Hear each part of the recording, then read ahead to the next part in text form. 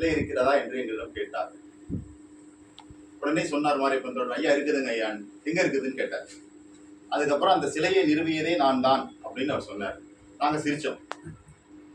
அதுக்கப்புறம் ஐயா கார்ல் மார்க்ஸுக்கு சிலை வைக்கிறத பத்தி நீங்க என்ன நினைக்கிறீங்கன்னு சொல்லும் போது, கண்டிப்பா கார்ல் மார்க்ஸுக்கு ஒரு சிலை வேணும் அப்படின்னு ஐயா சொன்னாங்க.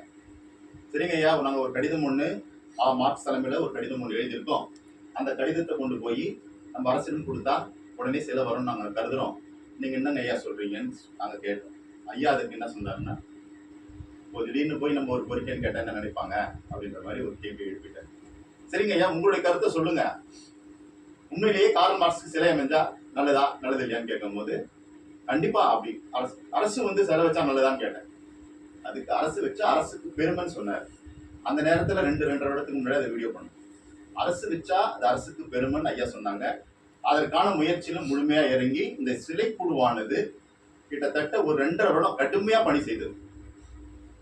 அனைத்து துறையை சார்ந்தவர்களையும் சந்திச்சது, அனைத்து இயக்கங்களை சார்ந்தவர்களையும் சந்திச்சது, அனைத்து கலைஞர்களையும் கிட்டத்தட்ட எல்லோரையும் நாங்க சந்திச்சு எங்களுடைய கருத்துக்களை பதிவு செஞ்சோம். அப்ப யாரும் இதுக்கு மறுப்பு தெரிவிக்கல. நல்ல விஷயம்ன்றத எல்லாரும் உணர்ந்தாங்க. உண்மையிலேயே அரசு அந்த சிலையை 3ஆம் தேதி அன்று நமது தமிழக முதல்வர் சட்டப்பேரவையில் அறிவித்தவுடன் எனக்கு முதலில் ஞாபகம் வந்தது ஐயா தான் ஞாபகத்துக்கு வந்தார். ஏன்னா அரசு அறிவிச்ச அரசுக்கு பெருமைன்னு சொன்னார்.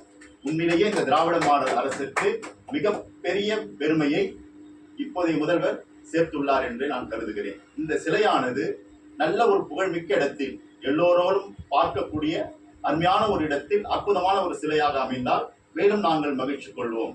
அந்த விழாவில் ஐயா அவர்கள் முன்னிலைப்படுத்தினால் அதை விட எங்களுக்கு ஒரு பெரிய மகிழ்ச்சி எதுவும் இல்லை. இந்த விஷயத்தை நான் சொல்லி தொடர்ந்து நிறைவு செய்கிறேன். நன்றி, வணக்கம்.